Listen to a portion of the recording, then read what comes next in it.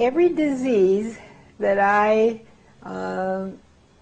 saw in my office over a period of, say, 10 years had a dominant parasite involved. Who is Dr. Hulda Clark? She's a controversial alternative practitioner who wrote the widely selling book The Cure for All Diseases, and who claims all disease is caused by parasites. She claims to have a PhD in physiology from the University of Minnesota, but actually received a degree with a major in zoology and a minor in botany for her thesis entitled A Study of the Ion Balance of Crayfish Muscle, Evidence for 2 Compartments of Cellular Potassium. She has a naturopathic degree from the unaccredited Clayton College of Natural Health, and she is the recipient of a summary judgment by the Federal Trade Commission, preventing her from making unsubstantiated claims regarding her medical devices. Remember, I was testing everybody for a set of parasites, about 70. I list all the parasites in the book, which ones I was testing for. And to my surprise, if you had diabetes, it would be uretrema, the pancreatic fluke. Pancreatic fluke. Diabetes is a disease of the pancreas.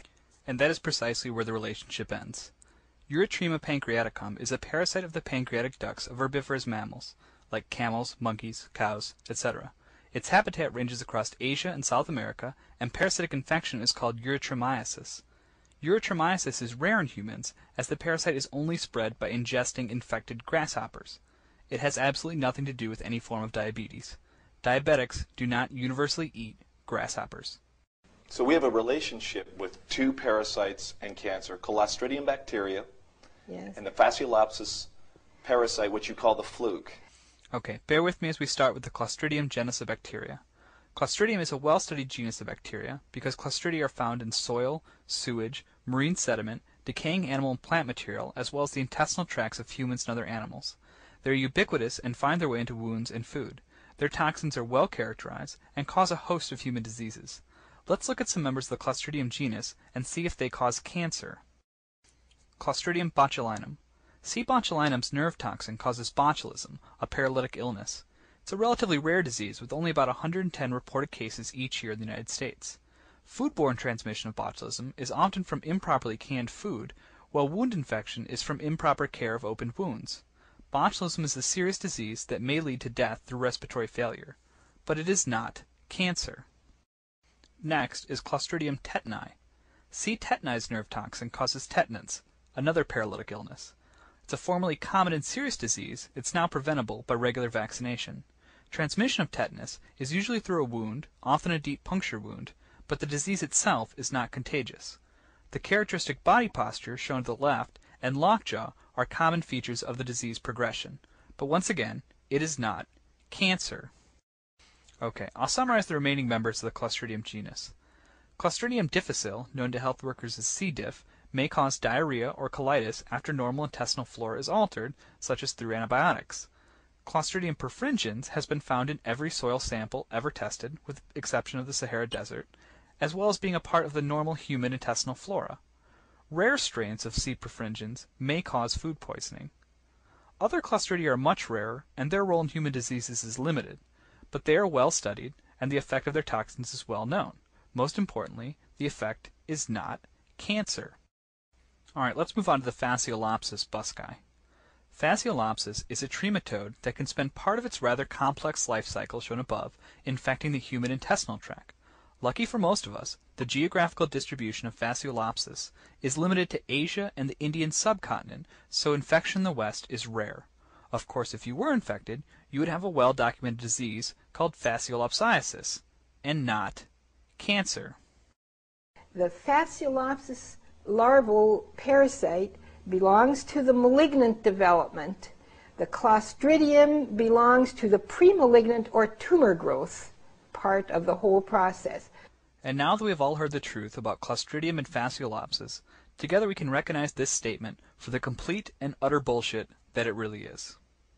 We now have all the people watching this squirming at home because they all think now, okay, I understand, I have parasites in my body. And we all do, according to your research. Yes, of course we do. So according to your research, you found that all humans have this, and as long as we're healthy, we're okay with it because the body can handle it. My next question to you is, how do we rid ourselves of these tenacious bacteria, parasites, and virus? Do you have an answer to that? The answer that I came up with already in the first books was the hull of the black walnut tree, but the hull has to be green. There is something in the green hull that kills everything I ever tested for. Some statements should always make your bullshit-o-meter hit the maximum reading.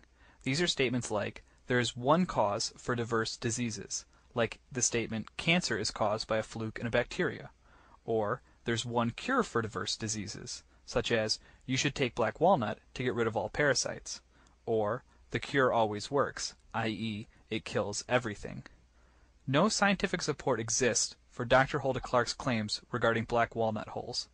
Very early evidence exists suggesting one chemical compound in the walnut, not the hull, called juglone, may reduce cancer risk, but human studies have not yet been completed. The claims regarding this product far, far, far exceed the evidence. How do we get them? That has been the subject of my research and what's in the Advanced Cancer book, of course. We eat Clostridium bacteria because they're everywhere in dirt. Is she saying she eats dirt? But we don't get sick from eating Clostridium in dirt. Well, I guess I don't get sick because I don't eat dirt. We eat a common little parasite in dirt called rabbit fluke. It has a scientific name too.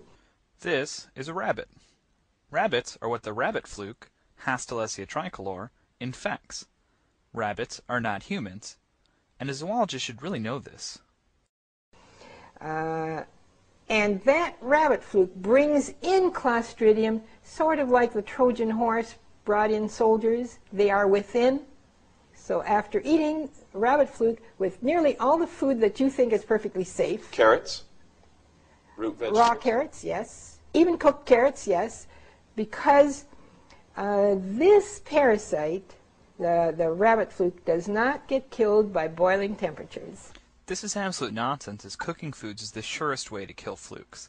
However, in researching hypothermophiles, the few archaea and bacteria who can survive temperatures exceeding 100 degrees Celsius, I discovered what is now my new favorite animal. So you'll have to forgive my digression, as I'd rather tell you about it than refute Hulda Clark's nonsense. You are looking at a picture of a tardigrade, also known as a water bear, which might just be the hardiest animal on this planet, Steve Irwin aside. As well as being found in hot springs, atop the Himalayas, and under layers of solid ice, the tardigrade also makes its home in milder climates, like ponds and meadows. Now get this, it can survive dehydration for up to a decade, temperature extremes from negative 272 degrees Celsius, that's 1 degree above absolute zero, up to 151 degrees Celsius.